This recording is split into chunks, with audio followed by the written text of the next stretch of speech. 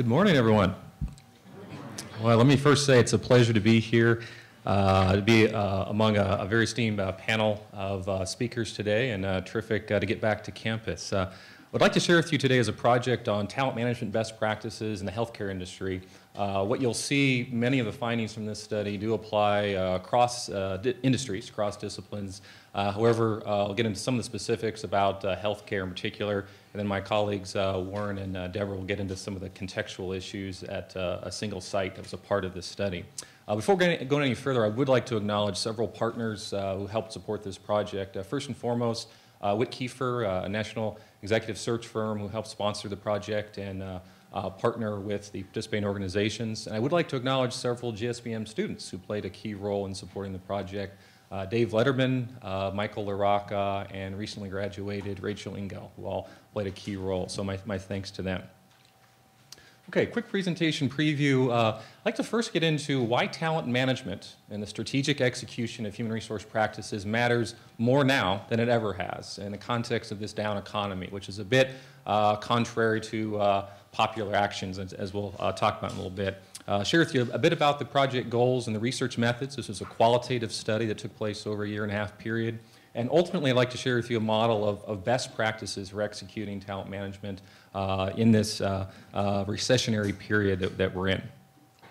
First and foremost, a couple definitions. Just to set the landscape appropriately, talent management is not simply a different term for human resource practices. This is the strategic execution of a series of human capital systems that's wedded directly to achieving a strategic competitive advantage. Okay, so this is not the administrative kind of staff support role that traditionally HR has been associated with. This is clearly coming from a value-added space. So as you can see from the model here, some of the common activities associated with talent management include things like onboarding of newly hired executives to prevent a burnout or turnover, 360-degree multi-source feedback systems for developing leaders, stretch assignments, cross-functional assignments that are meant to develop leadership competency. So the goal here is added value from a strategic perspective, not the traditional administrative functions. Now, the first question I'm sure many of you are asking yourself, well, boy, in a recessionary period, how can we possibly support these programs? Aren't firms pulling back, cutting costs, lowering their cost structure? And these are just nice practices. These are things we wish we could do, but we're going to pull back. In fact, that's very much the case, right? Many firms typically, if not make drastic workforce reductions, they certainly pull away from these kinds of investments.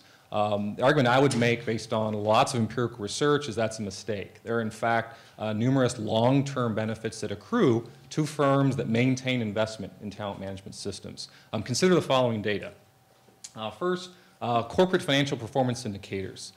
For firms that score one standard deviation above the mean in their industry on talent management practices, meaning they make it a priority, it's something they hang their hat on. They don't cut and run during times of recession. Here are just a sample of long-term benefits that they accrue. First, market value is measured by Tobin's Q, or market value divided by replacement cost of assets. We see for firms that score one standard deviation above the mean in their peers, roughly $18,000 per FTE by comparison to their industry peers. The same for gross rate of return on capital, roughly $3,800 greater per FTE, again for those firms that score in the one standard deviation above the mean for their industry group, and also for EBITDA, roughly $1,600 more per FTE for firms that really make this a value. Okay? And again, this is in the context of the current conditions. Consider some other evidence. Jeffrey Pfeffer and his colleagues at Stanford University looked at IPOs in the Silicon Valley. The outcome here, percentage of IPOs surviving after 5 years. For those firms that make talent management a priority, again as measured by relative to their peers, one standard deviation above the mean, roughly 32% greater chances of success. And so this is in that the formative years of firms. Consider some other evidence. Annual turnover, very, very common outcome associated with, if you're doing talent management well, should have low turnover. Consider some findings from Cascio and colleagues, roughly 40% decrease in annual full-time turnover for firms that make this a priority. Huge, huge cost savings. Okay? A couple other outcomes here. Employee productivity, fairly simple metric, and that is annual sales divided by total FTEs, or the firm's workforce. We see a very similar pattern. For firms that really value talent management practices, again, those scoring one standard deviation above their peers, we see roughly 38% increase in annual revenue per FTE. So we're talking major productivity gains for firms that maintain commitment. Then finally, and this is something with respect to workforce demographic trends, certainly been talked about quite a bit. What is this balloon baby boomer generation going to do to firms? Well, create a lot of challenges. Consider some data from the Bureau of Labor Statistics. We see for the very same age cohorts or demographic groups where most talent management practices are directed, and that is managers in their 30s and 40s, we see a shrinking of supply of those eligible and are likely targets of talent management systems, whereas we see an increase between 2008 and 2018 for that baby boomer group. So the implication here is fairly clear. Human resource officers, organizations have to be more accurate and more skilled at executing these practices over time. Got to get it right, okay? And for those students in the room, you'll be quite familiar with these findings. If you don't get it right, they're going to leave. You're going to push talent out of the organization. We look at, and these data are drawn from Saratoga Pricewaterhouse U.S. Human Capital Annual Report. We see clear generational differences with respect to turnover. If you don't treat your high flyers, your talent well, you will chase them out the door. So these findings present quite a persuasive case for not pulling back resource-wise during recessionary periods. In fact, maintaining investment. And for the purpose of this project, that's exactly what I'd like to share with you. And that is a sample of best practice firms in the healthcare industry that maintain commitment to these systems during very difficult periods. So a few specific objectives. One, I'd like to unlock what does an exemplary talent management system look like? What specifically do these firms do? How do they execute these programs? And even more specific, focus on the issue of leadership identification. How are high potential leaders, those early in their careers who are likely to make very substantive contributions, how are they identified, and how are they developed throughout the system? We're going to do this in the healthcare industry. Why healthcare? For a number of reasons. One, like many industries, they're susceptible to this 550 crisis. Over the next 5 years, they stand to lose roughly 50% of their top management team members. So if you're a member of the human resource organization, it's very daunting. So you've got to either accelerate development over time to replace, or you have to go out and buy talent on the outside, which typically is not very successful. Turnover rates are usually higher when you have to go out and source talent from the outside. So very daunting set of trends. Two, comparatively short hospital tenure for CEOs at hospitals by comparison to others, although times have certainly changed the last couple of years. Typically, turnover is a bit higher. So healthcare organizations have to make these difficult decisions even more frequently. Puts more pressure on the talent management system. And then finally, historically, a relative lack of sustained investment in talent management. By comparison to other industries, healthcare has been, admittedly, and we'll hear a bit about that in a moment, somewhat late to the game. They don't have quite the track record of these investments. So from our perspective, this is a ripe setting to take a look at. Again, to acknowledge the sponsoring organization, Whit Kiefer, played an instrumental role in connecting the research team to the participating organizations.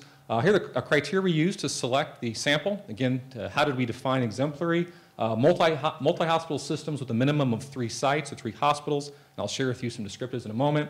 Demonstrated best practices in talent management. They're known in their industry, for example, external ratings like best place to work, kind of accolades was a criteria.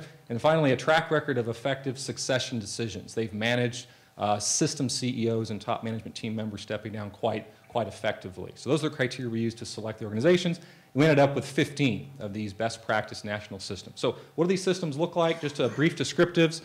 Mean of 54,000 roughly employees, approximately, or I should say a mean of 38 hospitals or medical centers. Annual revenue 2009, just over $9 billion. And the average span of states in their network of delivery systems, 5. So these are our national healthcare systems by and large. Okay, again, research methodology. This was a qualitative study. I sat down with a partner at Whit Kiefer to interview each of the chief human resource officers or chief administrative officers at each of these systems to ask them, how exactly do they execute this talent management process? Okay, here's what we learned. We learned a fairly linear 6-phase or multi-step best practice for talent management. And we'll go through each of these in a moment. Establish the business case, defining high potential leaders, identifying high potential leaders, communicating this high potential designation, who among our staff are our high flyers, developing high potentials, and then evaluating and using metrics to gear outcomes. I'll go through each of these in a moment. So first, establishing the business case. The human resource officers and organization were very skilled at persuading their fellow top management team members and the board, in large instances the compensation committee of the board, to value talent management. And they did this 3 ways. They pulled levers of strategic priorities. Talent management serves as strategic priority, workforce demographics, and diversity initiatives. Here's an example. You see the excerpt on the right. One of the systems was involved in entering the medical education marketplace. And the idea was we're going to generate revenue, enter a new marketplace by building a medical school. Very, very different business, and certainly a strategic decision. Clear implications for human capital. Who among our staff are poised to lead that effort? Do we have the institutional knowledge and expertise to do that, or do we have to go outside and partner with other organizations? It's a clear case of best practice firms wed the talent management system with the strategic initiatives, strategic priorities of the organization.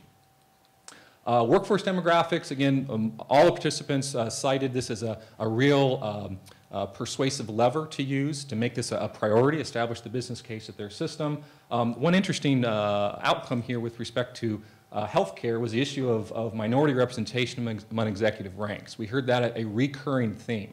Our boards and our top management teams, either at the local level at hospitals or at the system level, with respect to ethnic, cultural, and gender backgrounds, simply don't reflect our workforce or reflect the communities that we serve. So this ended up being another lever that these organizations use to try to persuade their colleagues, we need to make this a priority, even when times are tough in this recessionary period. Next step, defining high potentials. What do they look like? Who, in the context of healthcare systems, what does a high potential leader look like? How do we go about that definition process? Again, these organizations use the current business strategy or strategic initiatives the system's trying to accomplish, leadership competencies, and readiness and motivation on the part of these potential leaders as a way to define this is what high potential looks like to us. Here are a couple examples. First, a business strategy.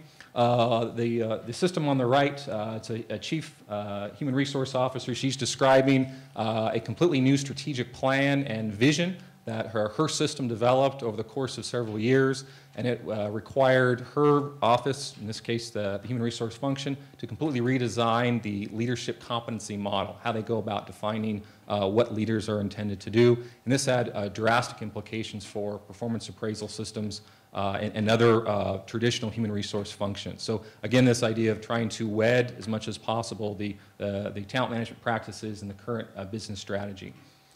Other descriptors of what high potential looks like in the healthcare system, again, not necessarily germane just to healthcare organizations. Competency is this issue of having a systems view of the organization. We want people, we're going to define high potential leaders as those who don't just look at the business through the silo of their work unit, their functional area, or their medical center. We're going to identify high potential leaders as those who have an enterprise lens. And that's very tough to do if you only worked in one part of the organization. What I'll share with you in a moment are what are some of the developmental interventions to enhance this systems view. How did these firms try to develop a systems perspective as a core leadership competency for their high potentials? Very, very difficult to do. These firms do it well. Okay, next stage or phase in this best practice model is the identification process. And this gets very, I want to say tedious, but certainly quite detail oriented. So for those folks who've been involved in this in the audience, you'll share an appreciation for this.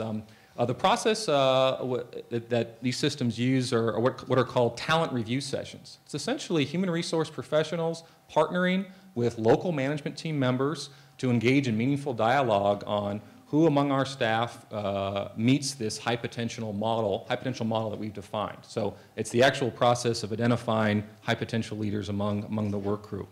Here are a few of the really important steps that they use as a part of this talent review session. Number one, trying to avoid the hazards of replacement planning. And this is extremely difficult to get away from. And that is the replacement for any leader is simply his or her direct report or right-hand man or woman. Very, very hard to do, to take an enterprise, organization-wide view to say, no, talent and those people that should be promoted and given development opportunities should ideally come from anywhere in the organization. We don't want to just get into a lockstep replacement mode. That's not an exemplary practice. So in fact, these systems, these organizations adopted as much as possible a system-wide view of talent. Tough to do that if you don't know where talent exists in the organization. Spread across 5 states, dozens of hospitals. It takes a lot of discipline to execute this. So avoiding the silo approach, or what sometimes is called talent hoarding. I'm not willing to give up my best and brightest for development opportunity elsewhere because somehow that doesn't allow me to achieve my operational goals as a unit or hospital CEO. So this institutional focus on taking a system perspective, very, very important. Okay, critical tools. Again, this gets into a bit of the detail. Some of you might be familiar with General Electric's 9-box tool. And it's essentially one way we operationalize what is high potential is to simply compare a candidate's performance on one axis, job performance outcomes, by comparison to another axis, and that is their leadership competency. So typically what firms do is simply establish a grid of all management level personnel and compare or plot their job performance against their leadership competencies. And if you're in the upper right quadrant, that typically suggests you're a high performer, you deliver on business outcomes, patient safety, employee turnover, et cetera, but you also deliver on leadership competencies. You embody the skill set competencies that the system is prescribing. This was very consistent, these systems here. The old General Electric model, this 9-box approach was quite common across the participating organizations. Okay, perhaps one of the most contentious outcomes or decisions that a lot of talent management systems have to make, or organizations, is how explicit are you about who's on that list? And there's 2 extremes here. Some organizations get into color coding.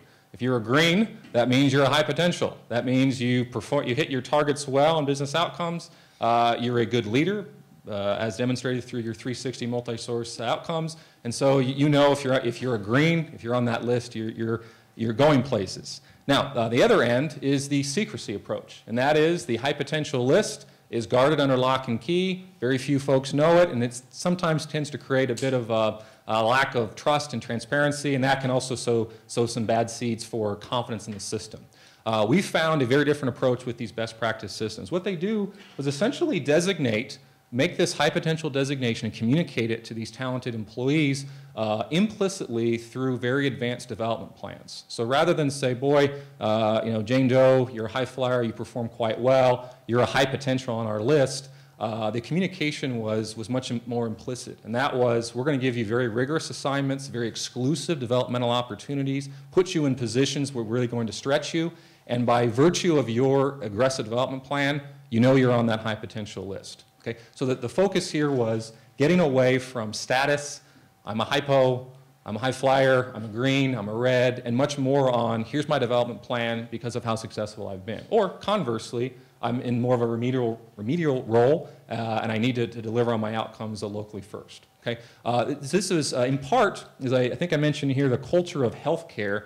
There's, and this was repeated from most of the participants, somewhat of a hesitancy to create in and out groups. There's much more sense of being inclusive, being a bit more familial, rather than kind of bifurcating, high flyers and those that are in different development plans. So this culture of healthcare, I think, contributes to this wanting to avoid really stark designations. Okay. Next phase, developing high potential leaders. This is the nuts and bolts of, okay, we've identified, we've defined what high potential looks like. We've gone through a fairly rigorous identification and codification process through these talent review sessions. Now, what do we do with them? How do we develop these competencies? Particularly that system-wide view of the organization, really important. Here's what we heard from these organizations. Not surprisingly, they adopted this GE, or a traditional General Electric model, that 85% of development occurs on the job. It's experiential learning. Classroom learning assessments are important, but the real way you develop leaders and competencies is on-the-job assignments, project-based assignments. And that's exactly what we heard. One of the vehicles that these organizations used were leadership academies or leadership institutes, and not particularly novel. These aren't brick and mortar, institutions like the Crotonville facility at General Electric. These are simply in-house leadership development programs that house multiple experiential development opportunities, and they're exclusive. And that is, only high potentials are essentially brought through this process. Here are a few examples: stretch and cross-divisional assignments, action learning projects where high potentials are put onto teams.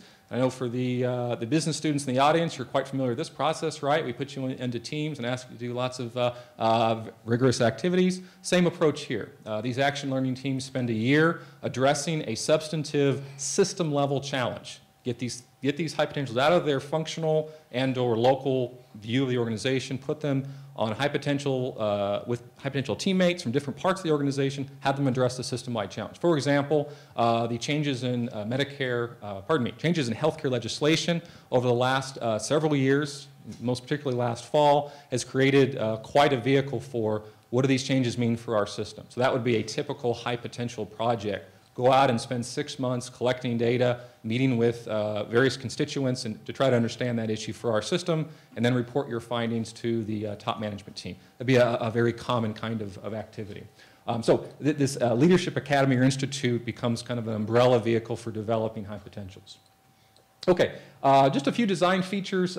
Again, this methodology is not particularly novel, but the fact that it's indicative of best practice systems, I think, is an important finding. It's this investment of in-house development programs is really important. Here's what a typical Leadership Academy looks like. Roughly 35 participants. Again, this is looking across all 15 organizations. 35 high potential leaders who are selected to participate. They're selected on the basis of several criteria. As you see on the overhead here, management level diversity. They try to get multiple levels of seniority. Functional and operational diversity, really important. Again, looping back to the demographic challenges, particularly in healthcare, ethnic diversity, trying to push and get better representation at multiple levels of analysis. This is one way to do it here with these academies. Again, this kind of opportunity is exclusive for high potentials.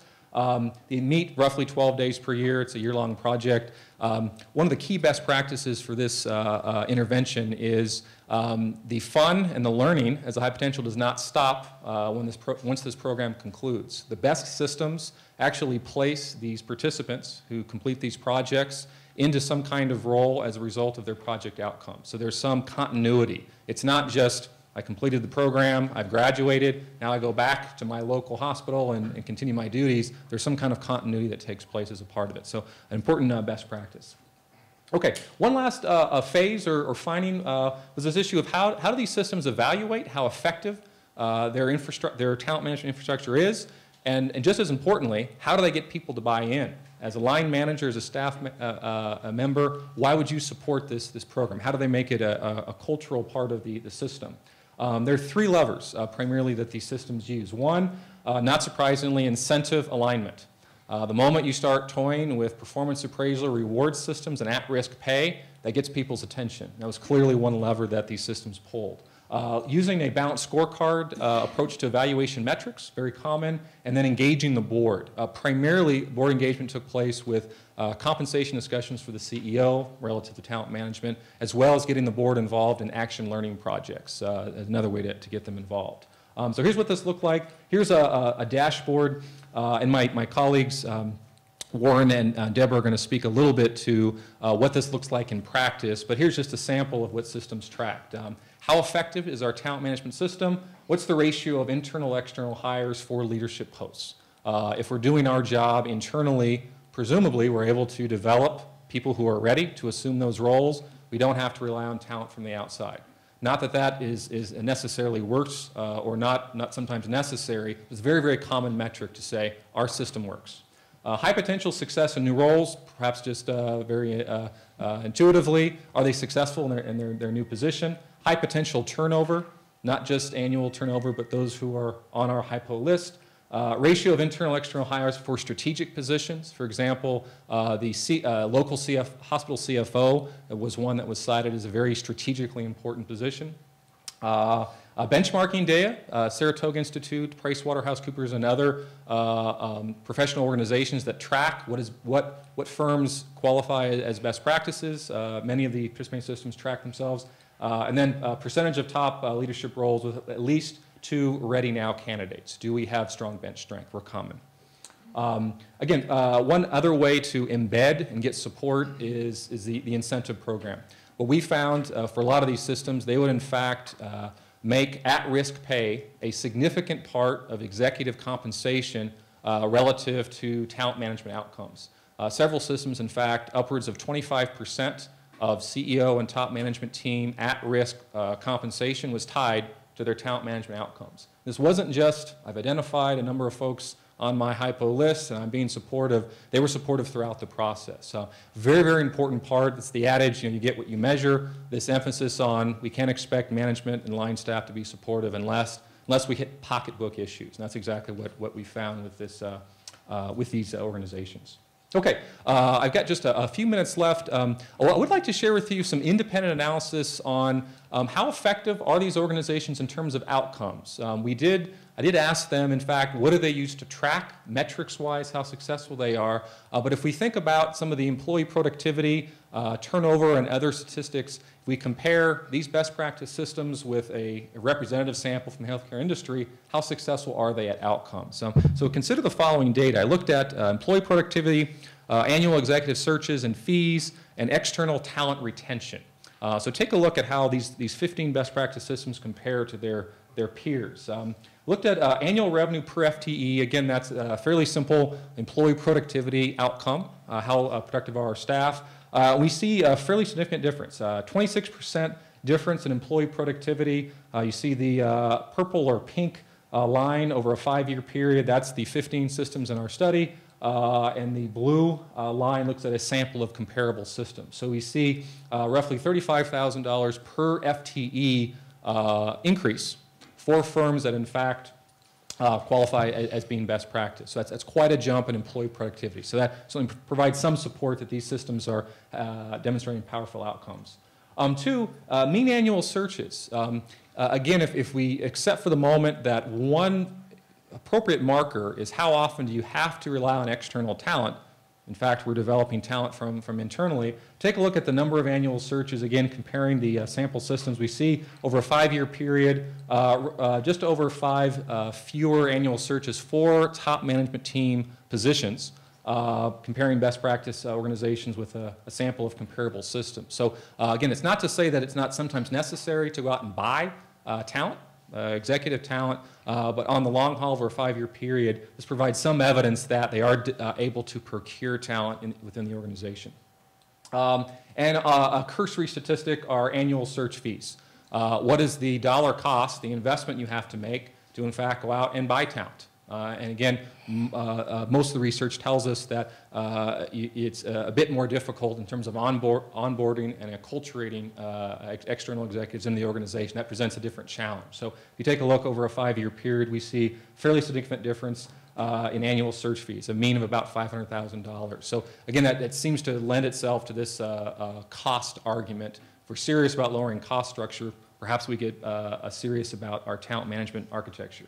Okay, one final one. I think this is also indicative of a relevant metric, and that is mean years of post-placement. So once we do, in fact, source executives from the outside, how long do they stay? How successful are we at onboarding them and getting them engaged into the organization? And again, comparing these best practice systems with a comparable sample, we see an 82% mean jump over a 5-year period. And that is, we keep them in-house, we keep them engaged when we do have to go to the outside. And that's also indicative, again, of a very advanced talent management system.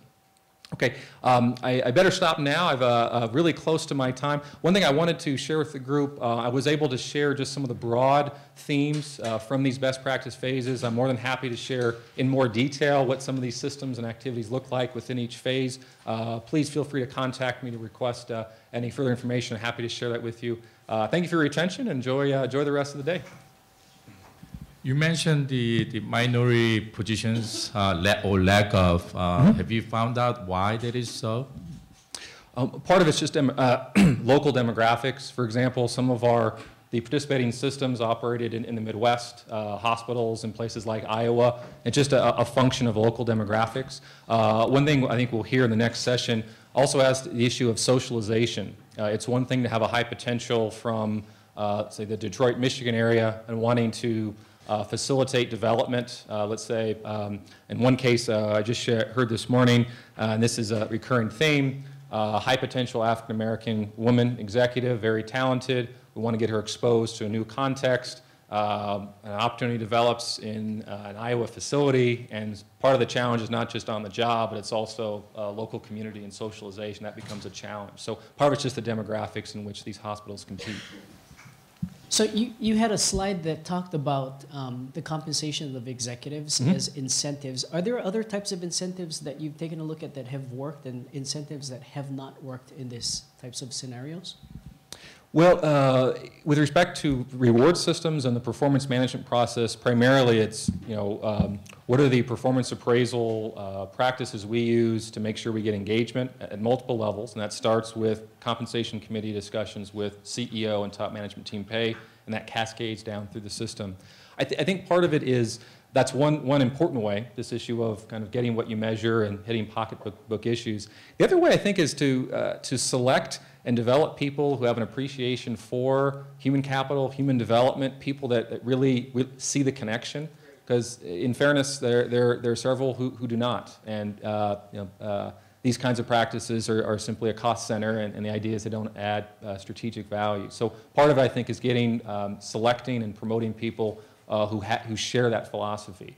And it's a very data-driven argument, but with respect to the organizations in this study, clearly a very instrumental way to do this is through incentive pay. Just curious of, under the developing the high performance leaders under that particular area, if you found any practices involving behavioral assessments and or executive coaching in that piece of it, and if that played a role in the development process. We have. In fact, the interventions that I shared in this presentation was clearly a short list. So if we were to look at kind of a broader approach, we saw executive coaching, we saw very rigorous mentoring programs that had a real substantive focus. We saw assessment center methodology, where high potentials were brought to system headquarters and run through a series of very rigorous assessment approaches, in-basket exercises, leaderless group discussions, et cetera, and a rigorous use of assessment like 360 multi-source tools. So there's no question those play an important complementary role in terms of development. They're not off the table. I think the onus or the emphasis was clearly on how do we put people in action-oriented developmental experiences. And part of this, I think, is also, to be fair, these systems are, by comparison, have lots of resources, are quite large. They do have the ability to have quite a spectrum of developmental opportunities, including assessment as well as project-based. Last question. Sure, yes. It's kind of on topic. Regarding executive compensation, we've kind of seen the large, like 10 to 15 year cycles, of like executive management compensation being multiples of the lowest employee to the highest employee, and how it's gone down and it crawls back up every 10, 15 years or so. Have you done a measurement of the hypo executive compensations as it slowly crawls up? The performance of the companies, has it been also in direct relation? Company performance has gone up in relation to this executive hypo compensation? No, it's a great question. I would say that the research, whether it's on compensation or other indicators of high potentials, is really quite formative. The field, from my view, is just at a point where they're starting to get serious about just defining what does high potential mean to us, so we can track them over time. There has been looked at, incidents of promotability. What's the promotability rate once you're on that list? And if, in fact, if we're putting them in meaningful experiences, they should have a faster promotion rate. We're defining the right people. But it is a very worthy question to track that and others. This is, again, to maybe reflect the organizations that were studied. They're certainly ahead of the curve in just getting to this point of the architecture. Some of those long-term outcomes related to compensation haven't been addressed just yet, but certainly worthy of study. Kind of the McKinsey model is what I've been taught a lot of times. McKinsey find hypos, give them good jobs, put them in charge of departments, rotating every 3 to 5 years, groom them, move them up. But those long-term, 10, 15, 20-year outcomes for those companies, did that model work? That's right.